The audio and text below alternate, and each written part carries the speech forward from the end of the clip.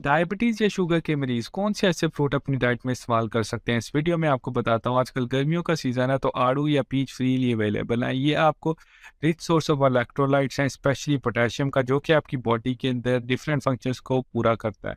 दूसरा आ जाता है एप्पल, जो कि रिच सोर्स है फाइबर का भी और विटामिन सी का भी। स्पेशली एप्पल का जो छिलका है उस वो रिच सोर्स होता है फाइबर का। तीसरे नंबर पे आ जाता है नाशपाती, या जिसे पीयर बोलते हैं।